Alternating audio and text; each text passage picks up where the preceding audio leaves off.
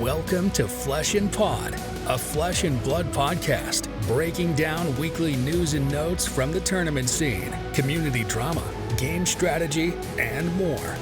And now, here are your hosts, Darick and Logan. Hello, and welcome to episode 67 of Flesh and Pod. My name is Logan, on vacation in sunny Arizona, while the rest of my friends and family, for the most part, are buried under snow in Iowa.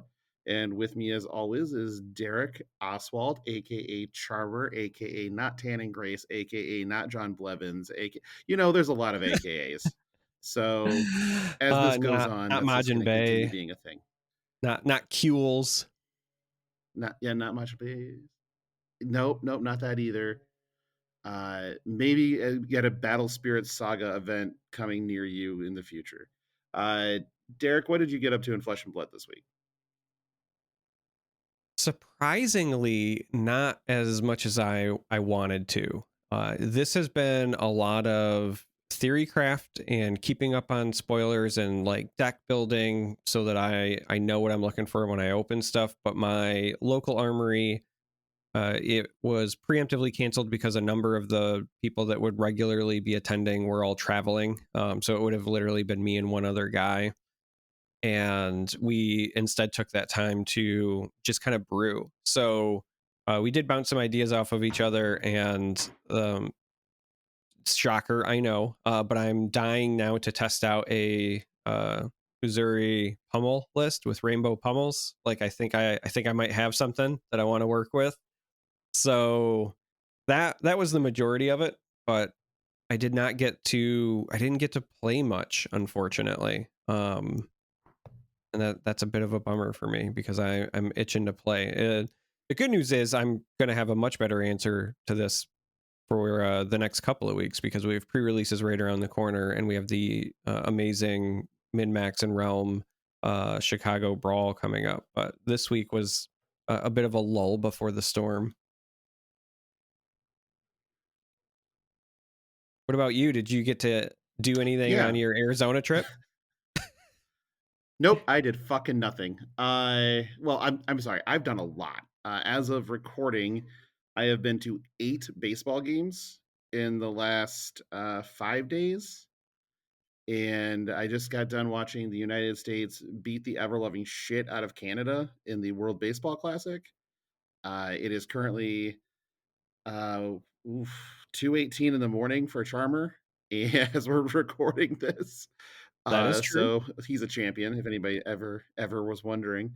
So I have done absolutely nothing. I flew out here on a Wednesday, so my normal armories are Thursday, Saturday, and I've been here since we did a marathon one on the day we got here. My buddy Josh and we flew in and we landed in Phoenix at like 8:30 in the morning, but we flew out of Chicago because it was like $170 to fly to Chicago or $780 to fly out of Des Moines with like 3 stops. So it's like, okay, that's kind of a no-brainer. So we went ahead and drove the 5 hours at night to get to Chicago, and then flew out of Chicago on a 5 a.m. flight, get into Arizona at 3:30 in the or 8:30 in the morning, and then we marathoned it. We didn't sleep. We went and we had tickets for a game at 6 p.m. I went, I looked, I found $8 behind the dugout tickets for a game, and that was just down the road from the house we stay in. And I was like, you know what? Fuck it. Like, let's just see if we can do this. So we ended up doing 2 games that day on no rest, no sleep, no nothing. And that was the start of all this. Is why we had, again, game 8 today. I might get 10 in, which would be well past my normal record for baseball games seen in one trip. But it's been a blast doing that and getting away a little bit. Everybody needs that every now and again. But I am excited to get back. I'm excited for when Outsiders comes out. I'm excited for the pre-release. And so, yeah, I think that this reset has been very good for me. What I don't know if it's good for me is this fabled gem that we now know what it does. I Yeah. know that you have So you feel a little bit about this, Derek. Can you tell me how you feel about this? like I'm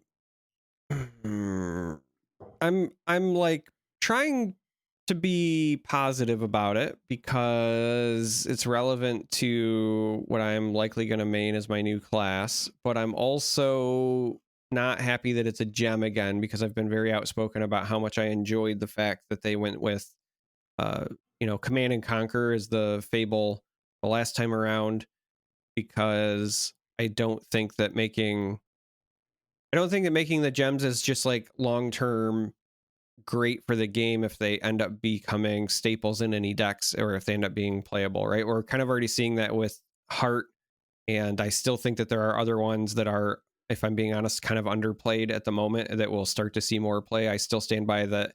One of the reasons Eye of Ophidia isn't more expensive is because like you play it in Kano, but most of the other heroes that traditionally would want it have not been very good in the meta. But like if Azalea ends up being playable, she is definitely the kind of hero that would love it, right? Like you want the opt, you want the blue pitch, um, and then those prices might spike and so on and so forth. So the gems, like I understand that you open a fable, you want it to be something um special, right? And so the gems and or the locations make sense, but I I just I don't want these to end up being, and locations. I'll also say I feel like them being fabled always kind of bothered me as well because I feel like locations are actually really cool and I'd like to see more of them. And so by limiting the locations historically to fabled as opposed to like in the legend slot means you're only ever likely getting one per set. And I'd love to see some sets where it's like, Katsu hits the road and maybe we get like 3 locations or whatever. But the gems, uh it just hurts. Now that being said, like I said, it's playable, so cover your ears if you don't want to know what it is, and you don't want it spoiled because we're going to cover it. The gem is Plague Hive. It is a yellow pitch, but I still think that the classes that want to play it, it's entirely playable as a yellow pitch, if I'm being entirely honest. It is a legendary, like all the gems, so 1 per deck.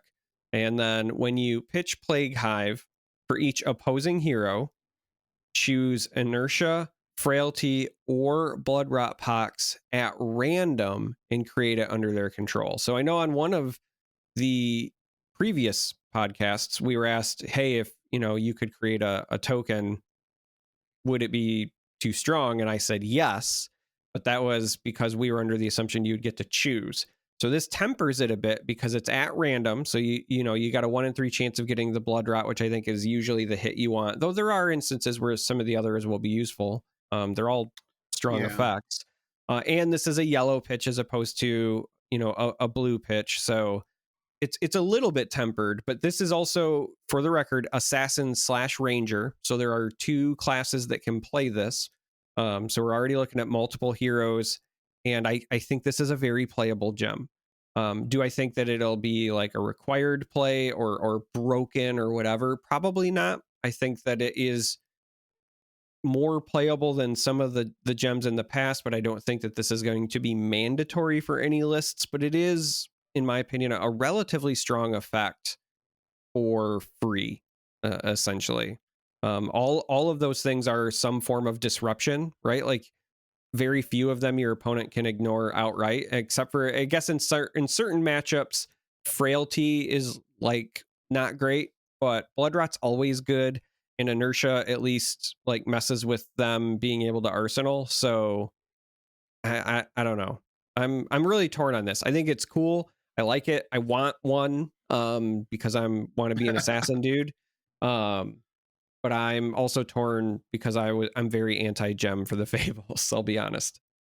So that's my thoughts. Yeah, It's mixed for me. I'm sorry. no, I understand, and I think I'm still in the boat of this feels like too much. I think that the way that, yes, it's yellow. Thankfully it's yellow. If it was blue, being blue would have made it more difficult to balance The random does help temper it, but you nailed it when you said you get this effect for free. You And not get just it. for free, but You for get doing. So here's why the yellow I don't think is as big of a deal. Like blue would have been busted, potentially. I think that this probably oh went fuck through a few yeah. different iterations and testing, if I had to be honest, to get it to an acceptable level. But even at yellow, like when I think about potential Uzuri play patterns, using this to pay for your dagger and then you attack with a 0 cost stealth and swap it for, a CNC is a fine turn.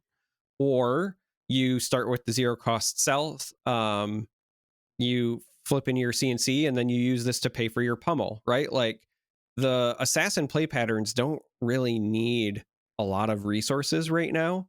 And the rangers, obviously more is better, but 2 is like that nice sweet spot where at a bare minimum you're loading and firing most of your arrows. So this is a playable gem. Yeah, I think the way that I feel about this is I do think that it is going to be something of an auto include for those two classes. I do feel like this gem being as good as it is gives Ranger some reach, because even if you're just pitching it to pay for a nothing, like you're pitching it to pay for, put the top card of your deck in your arsenal, right? Yeah. You're still creating potentially a source of damage, and Well, over yeah, I was just time. about to say what I'm waiting for is for somebody to attack into a Riptide, and Riptide pitches this to pay for a D-react, and then it plays a trap. The trap triggers, so his effect deals 1 damage to him, and then you high roll into Blood Rot, and because they've already spent their resources, they can't pay, and then they just die to the gem. Like, Yeah, somebody's going to be salty when that happens, and it will happen. It won't happen a lot, yeah, right? It'll happen probably less than, dying to brute uh defense reactions and whatever. This is a legendary. Like I don't want to I don't want people to feel like this is me like overreacting. I'm very aware this is a legendary. It's a one of in the deck, and it's very niche scenarios. I think that the problem here is twofold. One, it is good enough to be included, and so for the people who min max, they will assume that it is mandatory for lists. And we're already seeing price spikes because we're opening up new markets with Japan and so forth. So this will likely be expensive, at least out of the gate. I think it'll settle down, but I don't think this will ever fall as low as like, Jerkai, for example. So that's or I mean, you know, or Corsham or whatever, right? Like that's Horsham, problem yeah. number one. Um, Problem number two for me is that the few times this does come up, it's either going to be very forgettable or it's going to be the creator of bad beats stories. You know what I mean? Like this is going to be the thing people are complaining about post match when it doesn't go their way. But it's $1 a minute to listen to their bad beat stories with a $10 deposit, so at least it's something we can monetize. Sure. But there's another thing I want to touch on with this, and that is the secondary market, because that's kind of where my expertise lies in a lot of ways, with card games in general, having been a vendor in Magic for a very long time. And with this, I think you're right. There's um, friend of the show, Dagon White, has always said that if people just owned Eye of Ophidias, they would be in so many more decks, because the effect is not bad in any hero. Like, opting is great, and every hero uses blues. So if you just had one lying around, you just jam it in whatever. And then there are heroes where it's actively good. Kano comes to mind, and Azalea definitely comes to mind. So And when you get just stuff like this, oh, go I was ahead. gonna say also just throwing it out there, and it matters because it's being reprinted in Outsiders, but for the aggro decks that run like a small number of blues but also run a ton of Ravenous Rabbles, it's really good for those as well. And Rabble is being reprinted in Outsiders, so just a Right. thought. Yeah. and Azalea decks recently also have run Ravenous Rebels, and so you have two. So you're right. The Hive is a one of in the deck, but now you're playing two gems that have out. I wouldn't say outsized impacts is probably a little too much, but they have definitive impacts on the play patterns of the game, and they start to feel like a requirement. And they're fables. They're not just you pull them you pull them out of every two boxes, and I doesn't basically exist anymore. Like you just can't get them outside of paying a very steep sum. So if you don't have your Eye of Ophidia already, you're going to potentially be staring down the barrel of that thing spiking higher than you see Heart of Fyendal right now. It might actually already be there. I haven't looked recently, but we're getting to the point now with these expanding markets. A lot of people have been complaining about buyouts, and there have been some of those. I'm sure there have. I think that somebody got some level of information. What's up? It just I was curious because I haven't looked in a while either, and I was like, oh, I wonder what current prices for Eye of Ophidia Oh are in no. TCG Player. Cheapest listings right now are $497 plus Shit. shipping. Okay, well, it went I up. bought mine for $120. I opened two. So the problem, god damn, the $500 fucking dollars. But right. So the secondary market, I think somebody got wind of sort of and if you look at product pages, it starts to show this, that LSS is pretty well committed to not printing rainbow foils of of reprinting rainbow foils for cards, of the original arts of cards. And so those started getting bought out. Like if you look up the price of unlimited WTR foil and light and strikes, your head will explode. Like they're obscene. You can get a Yeah. regular one for like $35. A foil one's over 200. Like that happened first, and those things are buyouts. They're buyouts and relists. What we're seeing is staples, non-foil staples starting to dry up, and product starting to dry up. So base sets starting to dry up even more. That, I think, is the expanding markets, where New Horizons is a good example. New Horizons is fucking expensive now. And Tales of Aria sealed has started creeping up within those prices too. It was inverted for a minute, where you could get Tales sealed with an EV box break that was going to be higher, like better for you than buying the singles. So the EV of the boxes was inverted. And it's starting to come back around because the price on Tales sealed is starting to go. WTR sealed is starting to also just get real hard to find and not cheap at all. I mean, I was tickled pink to find a store that had one sealed case of WTR that I could get for $320, so 80 a box. I felt lucky as shit to find Yeah, that. I bought the last sealed box that my LGS had. Not this week because it was canceled, but the week before at our armory, they had one box left, and I was like, okay, I'll take it. Sadly, I didn't hit any legendaries, but it's still worth it for me. Not even just like general EV, but because there are a number of cards from WTR I still don't own. I own one legendary from WTR, and I don't own a heart either. So Yep. I'm fine with opening it. Like there's plenty of stuff for me to pull out of that, and so I scooped that up. But you're right, it is getting harder and harder to find it. It feels like.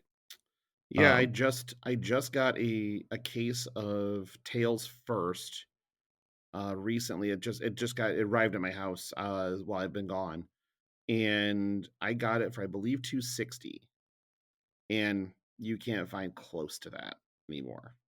Like So not even remotely close. and you were talking about buyouts. So again, curiosity was killing me. I already had TCG Player open, so I was like, let's check out what some of the other fableds are. Right. Woof. Corsham and Library are both about 150 for the rainbow foils right now, which is Sure. not bad. I don't own a Reasonable. library, so like I'm actually half tempted to grab one before Dusk Till Dawn at that price. Then Grander of Valahai is the cheapest gem that's not Like the $8, like blood. something like that. No, that's 250 right now. Jesus, what? Yeah, Grander of Valahai for a rainbow foil is 249.95. When did that happen? I don't know, but I don't own one of those, and I'm upset because they also were dirt cheap, Yes, they were. and I did not get one. Bloods are thankfully still cheap, but they were like 40 in indie, and I almost picked one up there for the rainbow foils. Those are up to like 85.90, so they've doubled Jesus. since indie. And then after that, Heart is actually the cheapest on TCG right now of the next ones at 450. And then, like I said, it was 500 for the Eyes of Ophidia, and Arknight Shard was also a ridiculous 540 for the cheapest rainbow foil. Welcome to Um, Crucible. yeah. So the Fableds, again, part of it is the excitement as we expand into new markets. Part of it is potentially buyouts. Who knows? But they have held up. They were down for a bit, but they are back up in prices. Yeah, and if you look at like the WTR legendaries, outside of tech plating for whatever goddamn reason, the rest of them have also seen a pretty big spike. Like Mask of Momentum makes sense, Yeah. because we are walking into Ninja Land. But Brave Forge has tunics. I think are over 300 now. Um, you have just kind of this plethora of. I mean, even scab skins have seen a bounce. Oh man. So Even the Command and Conquer Fabled from Dynasty is 550 wow, for yeah, cheapest one on TCG right now. yeah, it's absolutely mind-boggling. And I think that of more of this than people are willing to admit is due to emerging markets, especially with the staples, which the legend, say what you will, legendaries are staples. Full stop. They are the important parts of the equipment loadouts. They're staples.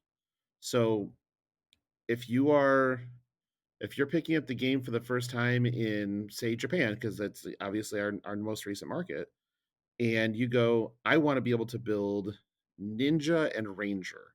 The first two things you're probably doing is grabbing Mask of Momentum and New Horizon. Yep. And both of those have spiked. So that feels organic to me. Some of the other ones, the foils and their pricing, that feels less organic. That feels like Yeah. somebody has info and they're acting on it. Well, to me it feels organic though. So here's the interesting thing. I know we're a Flesh and Blood podcast, but bear with me.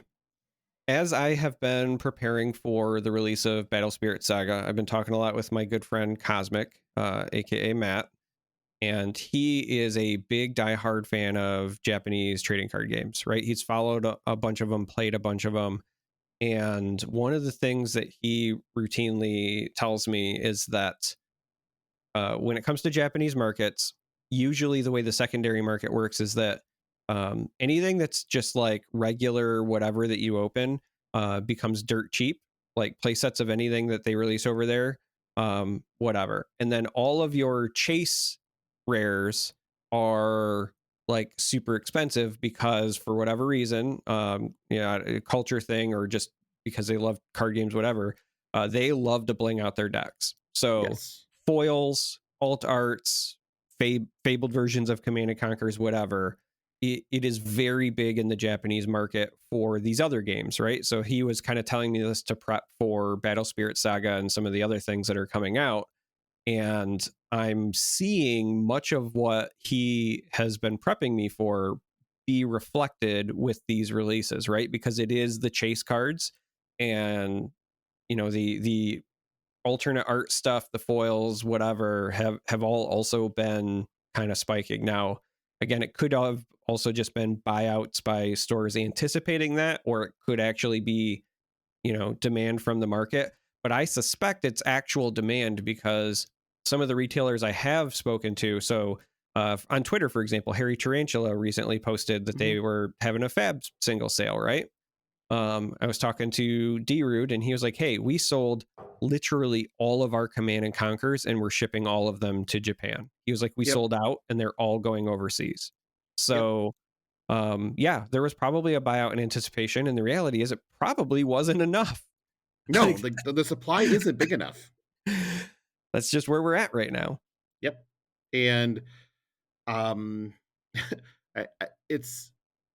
have never at any point in time since I did it, regretted owning this entire game.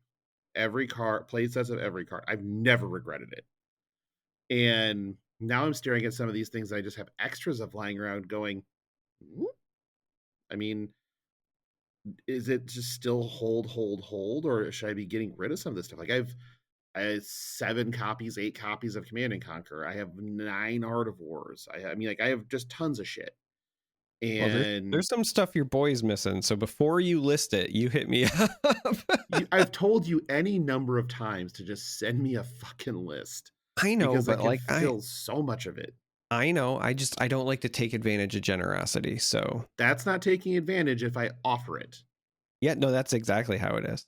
No, I'm telling you that I want you to take advantage of me, and I mean that to sound exactly like it just did.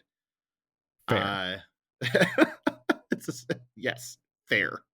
So yes, send me a list. I have sent cards to listeners that have been looking and they're like, I can't find this thing. Does anybody have one? And Crickets, and it's like, hey, I got one. Okay, what do you want for it? Well, I own everything, so I don't have needs. How about I just send it to you?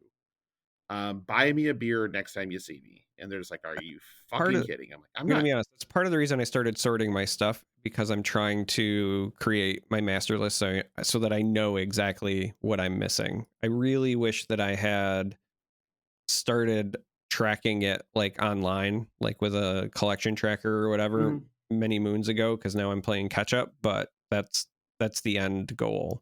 Hopefully you are using the Flesh and Pod approved collection tracker, because that thing is incredible.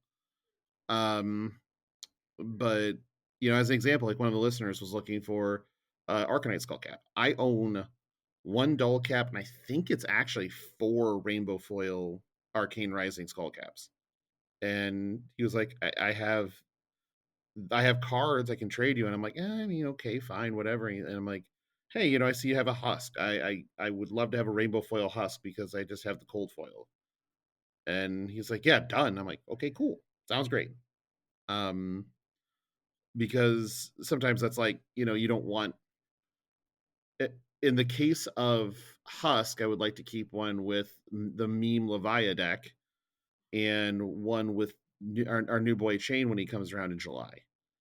So having a second husk matters to me. Like it just makes things easier. I love to have a second Crown of Providence because I only have the cold foil. Because I have to switch that between shit all the time, and that's annoying.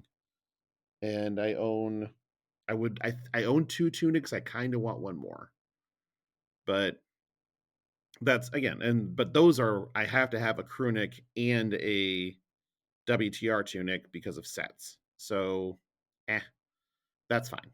But yeah, it's owning everything in this game feels like it was a good decision when I did it, and that decision just keeps getting better and better and better over time because the game keeps growing and growing and growing, and all of these staples are becoming more and more and more important as time goes on, especially the legendaries. And yes, they will reprint them. They've already shown the willingness to do so.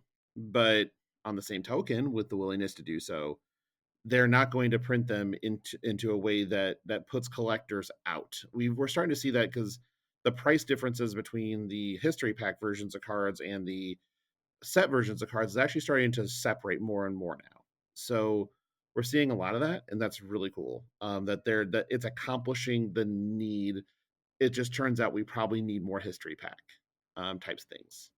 It is. Yeah, I think we'll get there over time. Yeah, I mean, it's going to take a bit, and I wish there was a I wish there was an elegant solution to get new people into the game with the decks they want to play, um, kitted the way they want them without having to kind of pay some of the more inflated pricing right now. But I don't think there is an elegant solution. I am willing to be wrong, but I've tried to think of anything I can, and I just can't come up with it. You're going to upset either the players, which is kind of what's happening now with people who had designs on grabbing cards and just didn't get around to it, um, or you're going to piss off the people that have paid for these things by having it just suddenly become very cheap when they've already invested sums of money that they thought were safe to invest.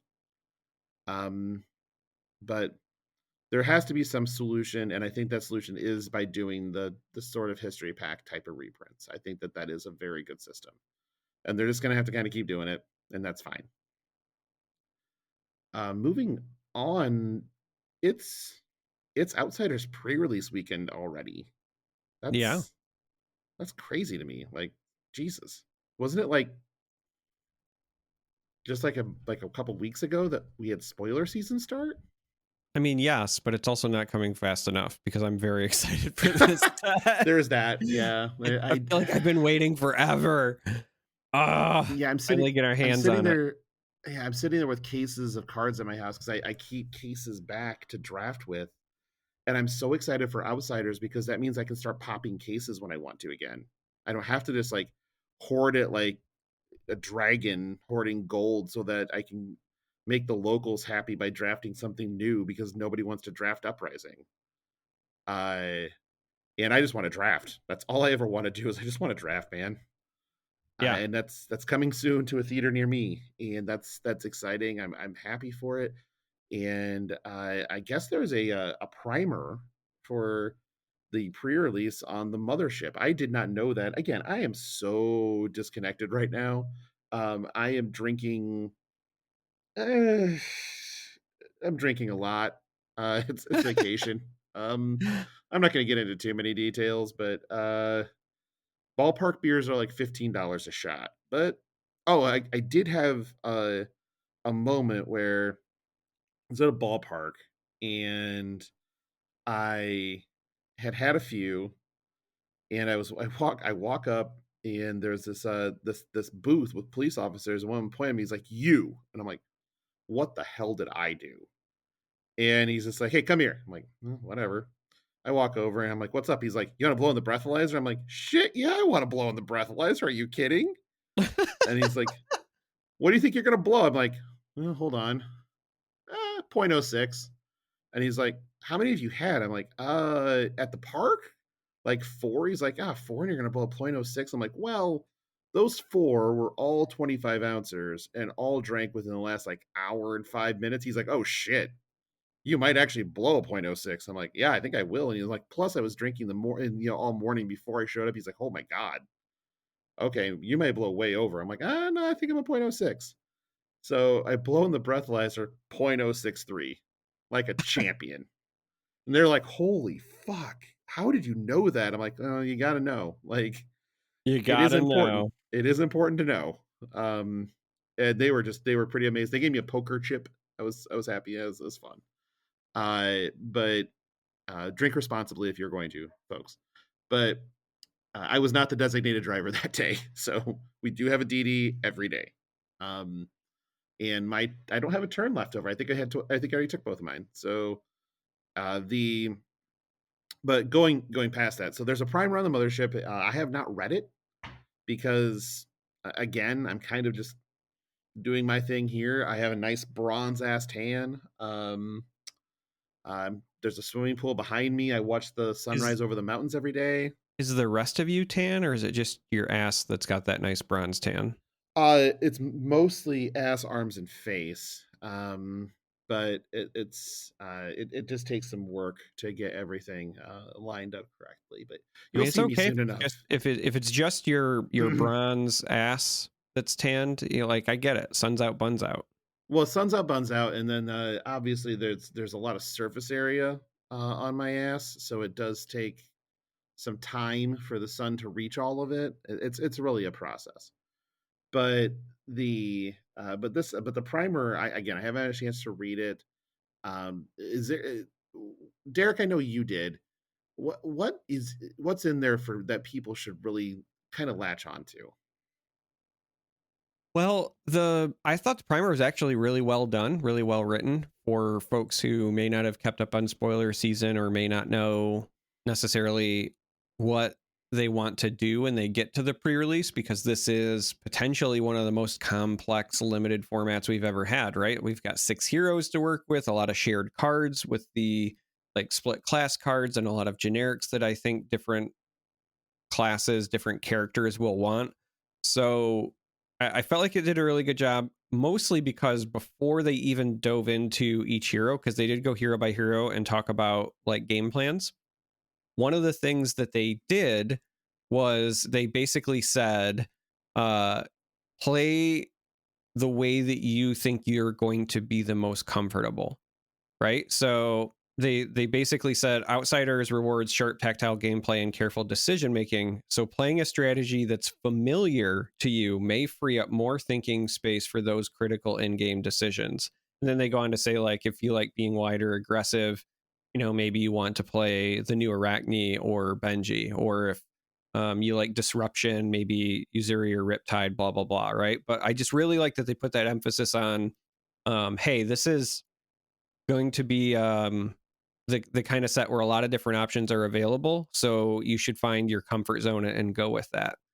Then outside of that, so I felt like Uzuri was pretty straightforward, right? Emphasis on stealth, emphasis on the big hitters that you want to sub in. So like they highlight Death Touch, Wreck Havoc, Sneak Attack. And then one of the other things that I really liked about the article was they also gave you a key card for each character that you kind of wanted to focus on, and most of the time they were commons. So like it was your, hey, keep an eye out for these. So with Uzuri, it makes sense that it was isolate, right, in all 3 colors. But then when you got to Arachne, I like that they emphasized that this is not the other Arachne, right? This Arachne is different, and it is meant to be aggressive and kind of go wide. So they remind you emphasis is on stealth, because it gets the natural go again. Go again. Yep. And then the emphasis, like where this is different from say Uzuri, the emphasis here is more on the reactions. So your spikes, the Razor's Edge, right, that buffs a stealth card. And then again in the key cards part, they also highlighted Prowl, which is that one where it has stealth, but then the next attack you have with stealth gets +1, because again, Arachne is going to give your first one go again anyway, right? So I like that they highlighted that for him. Katsu was kind of interesting because they were like, it's a familiar face with a playstyle that players will be used to. But then they were like, but Katsu's a long way from home and may need to adapt. So what they did for him was they just highlighted some of the new combo chains, right? So Descendant Gust Wave, Bonds of Ancestry, the new Twin Twister stuff, because that's not there. But then for their key cards they highlighted for Katsu, it was Mask of Many Faces. But then for like the common to draft was Be Like Water, and that's that one that lets you pay a resource if it hits to go into any of your combo lines. Change the name, right? Yeah. It changes the name so that you can just go in.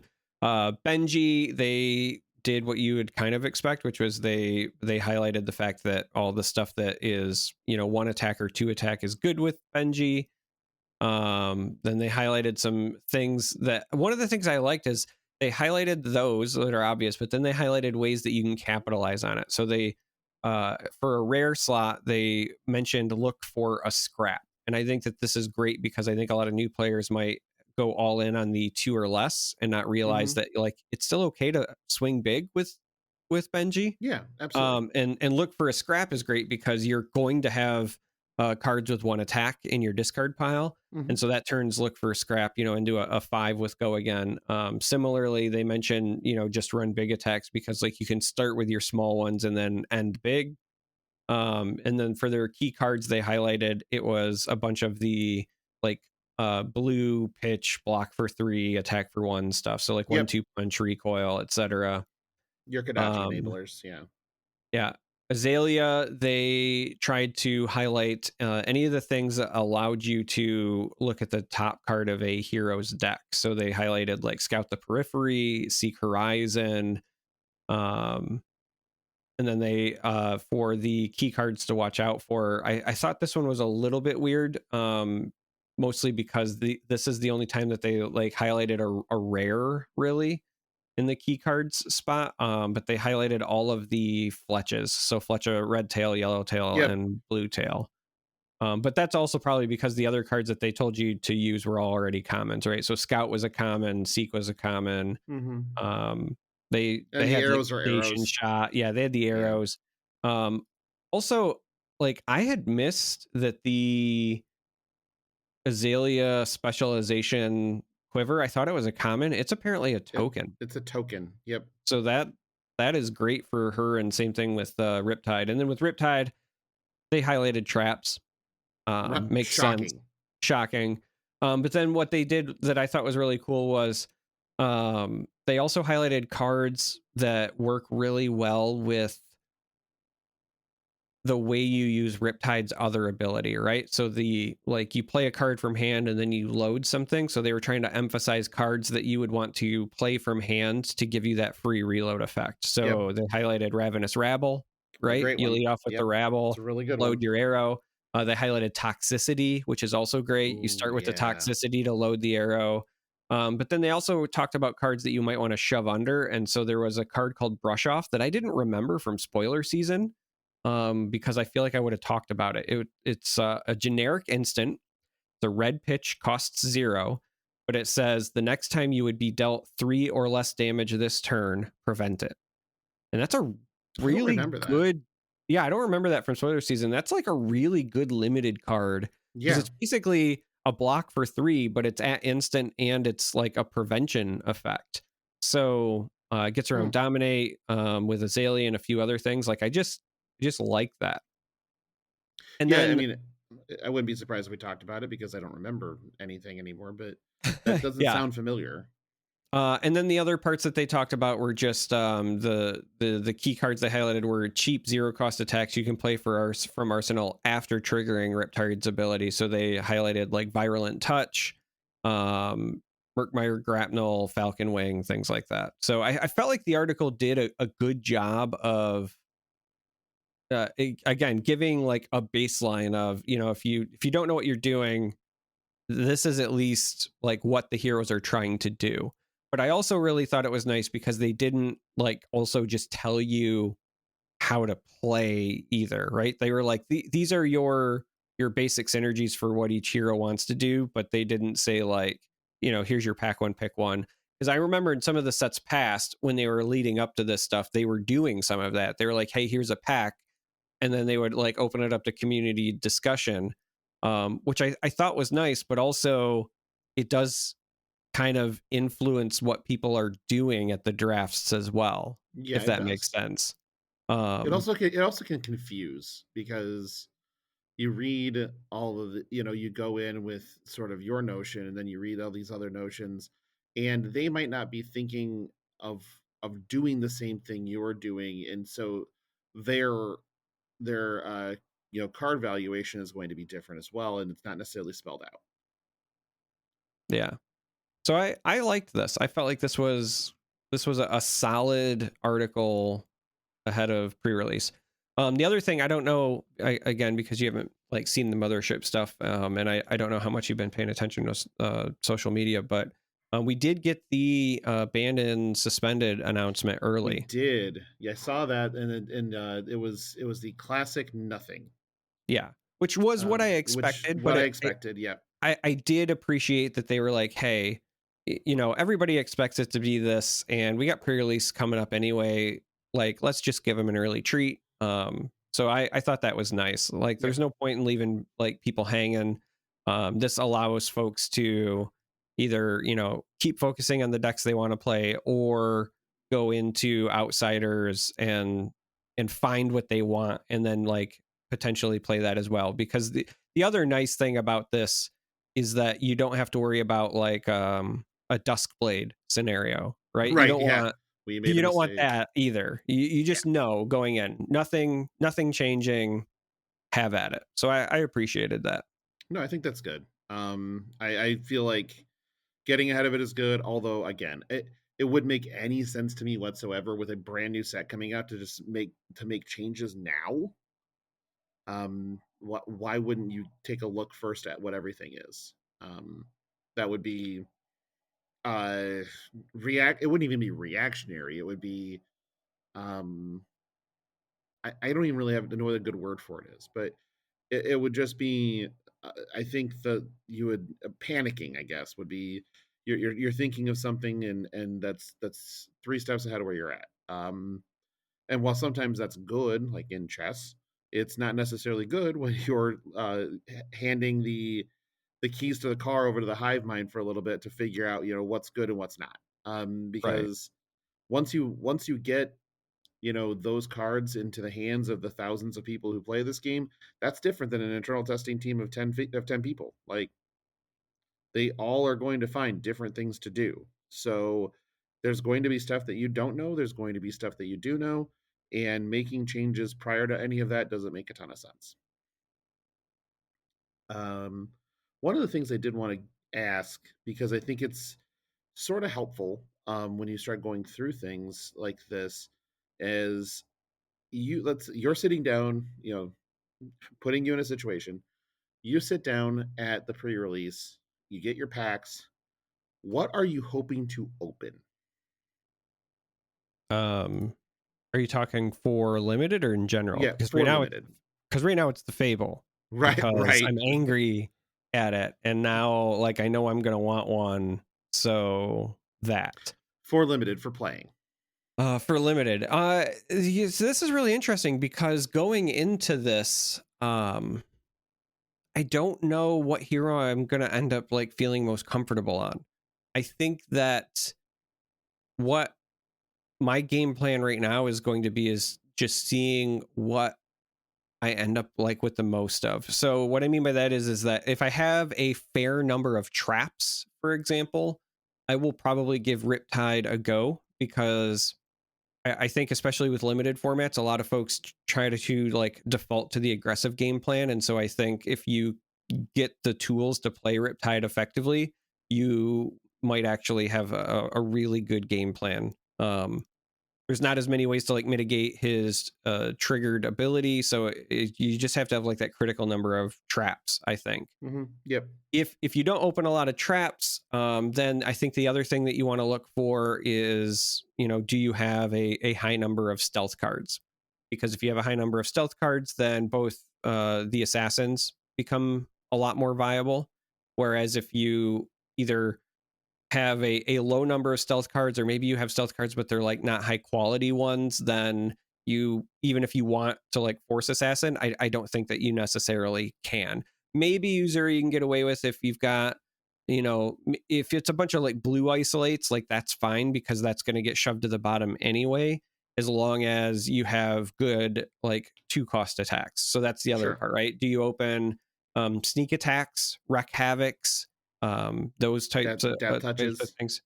Yeah, death touches. Then you might want to consider running her.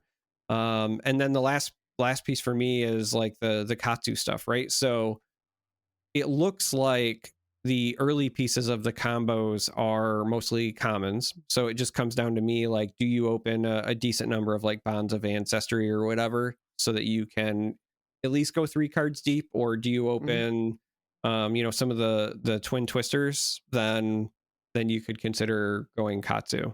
But to me, it's like if I'm saying like what do I want to open, I think it's honestly just like the good generics, because then I'm going to be allowed to be more flexible. Like I actually think Wreck Havoc is an amazing rare It for is. this in limited, because it's the closest thing to CNC. And yeah, it doesn't blow up like whatever their arsenal is, but for all intents and purposes in this set, if you can get rid of traps from Riptide, that's already a big win. And because of the way the timing works, so Yuzuri has this really interesting thing where when you activate her and you banish the card, it's face down until that part resolves. So before you flip the card, your opponent has to decide whether they're going to play a defensive react first or not. And so if you have Wreck Havoc under there and they pass, waiting to see what is coming, and then you flip Wreck Havoc, they can no longer then add D reacts in response. And I've clarified this with LSS folks. So it works like this with Wreck Havoc, with Command and Conquer, basically anything that says you can't play defense reactions, right? So that's why the wording on her ability is so weird with the, like, you banish a card, but it's face down, flip it. It's for that timing window specifically for cards like Wreck Havoc and Command and Conquer. And that's going to catch people at the pre-release. So I think Wreck Havoc, as far as like just generic attacks or whatever, is something that I'm keeping an eye out for a number of reasons. Yeah, I think in sealed, I mean, I've spent a little time thinking about this. I think in sealed, I love having a good generic pool. I'm with you. I like being flexible. I like being open. I don't like feeling like I have to be the cards are dictating too much of what I want to do. I don't think that I can't fathom what a good Katsu sealed pool looks like. It doesn't for whatever reason my brain doesn't fathom that. I've drafted a ton of Katsu, Yeah, but but not in this set. That's the tricky part. no, I have not. But a Katsu seal pool just is kind of anathema to me right now. I think where I'd want to be is because of the reloadability and some of these cards that can't be played from hand, being very very powerful. Is being in Riptide sounds like where I would want to be, just kind of generically. Obviously, there's going to be cards you open that push you one way or the other. That's just the nature of sealed. You're going to open something cool, and whatever that thing is, you may be like, that's the best thing for you to be doing. Infiltrate, or you open one of the daggers, or that does, that is better than just running Spider's Bite alone. There are so many of those things kind of in that majestic spot that you kind of, it's a thing. So, but I think if I looked at my pool and went, okay, what am I doing with this? The one that probably makes the most sense to me is going to be Riptide, just in a vacuum, and then anything else would have to pull me out of there. That's where my head is with it, but we'll see. I mean, we get new packs to open very soon, and I'm hyped. Like, I am so hyped. Yeah, I'm really excited. Yeah. Well, Darick, for you, it is currently about 4 a.m. 3 a.m., 3 a.m., 3 a.m. Yeah, it's a little after 3. So let's get out of here. We gave them 2.5 hours last week, so I think we can get away with doing an hour this week. Yeah, I think that's okay. Yeah, I think it's fine. I would do my Patreon shout outs, but I don't have them in front of me. I don't have the Patreon logon on my Microsoft Surface, and I don't have them memorized. So, patrons, you know who you are. I love you. Thank you for supporting the show, and uh, I would say that you keep the lights on for us, but we'd probably do it anyway. Actually, not probably, would still do it anyway. However, we do very much so appreciate the support, and by we I mean me, because Darick didn't even know there was a Patreon. Yeah, it's also a lie because I believe that there's no video for this week, but I can see Logan right now, and he is in the dark. There are no lights on, so nope, there are none. Keeping the lights on right now. Yeah, it's there is no good exterior light. I'm sitting outside. Because it is 60 degrees and beautiful. So I'm sitting outside. All of my Midwest friends, it's like 20, and you're not sitting outside. Yeah, we're covered in snow, and you're covered in fucking snow. But yeah, one of the things that we did want to talk about really quick, I wanted to just give a shout out to, was a very good friend to the show, and great human being, and one of our frequent question askers, Big Lou. Congratulations on getting married this past weekend, on your nuptials. You looked great. You looked happy. And those are the things that we need to grab onto in life, man. So congratulations from us to you. Love you, obviously, and you're great. And hopefully that you know stands the test of time, man. That's usually what it takes. Uh, Darick, anything to say to that? Um, congrats. Perfect. No notes.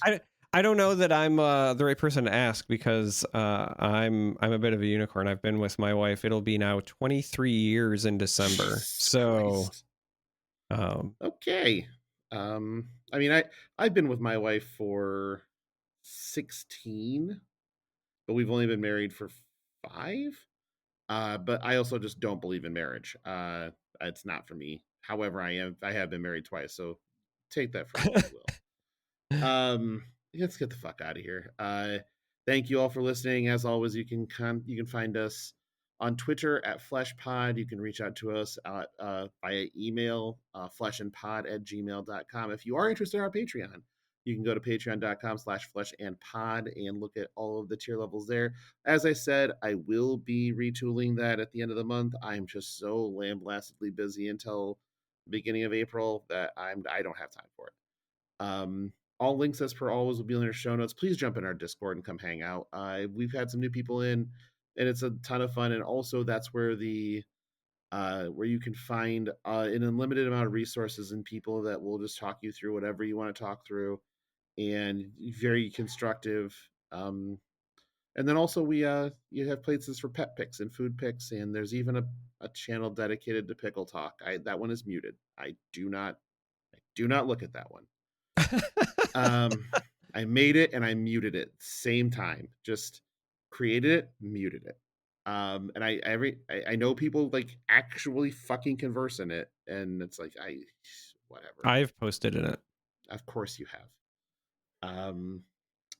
But yeah, all links will be in our show notes. So please come and interact with us. It's a raucous good time. Is how I would put it. Darick, where can they find you? You can find me on Twitch and on YouTube at just Charmer. On Twitter, I'm that Charmer. I'm also that Charmer on most other social media spots. I also have a Discord that Logan didn't know about. That's just discord.gg/Charmer. But I'm also in the Flesh and Plod one. Pod one, not Plod one. Plod. But yes. Here's the thing. I'm plodding along in that Discord, so you can also say hi to me there.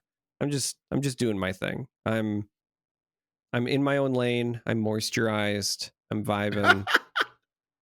Moisturized. Doing my thing. Yes, you are. You're well lubed. Jesus, this is getting off the rails. I freely admit to listeners that I did not create show notes for the show at all. I was not. Yeah, normally when we say like 10 out of 10 no notes, we don't mean actual no notes, but this time I meant no notes. This is all stream of consciousness basically, with no structure to the show whatsoever. But the odd part is you probably couldn't tell the difference because we rarely adhere to any structure to begin with anyway, so kind of who gives a fuck. But yeah, that's all I have as well. You can find me on Twitter though, personally at Logan Peterson. But I also run the FleshPod Twitter. So honestly, either way is a good enough way to get a hold of me. I do respond to anything that I get tagged in that requires me to respond.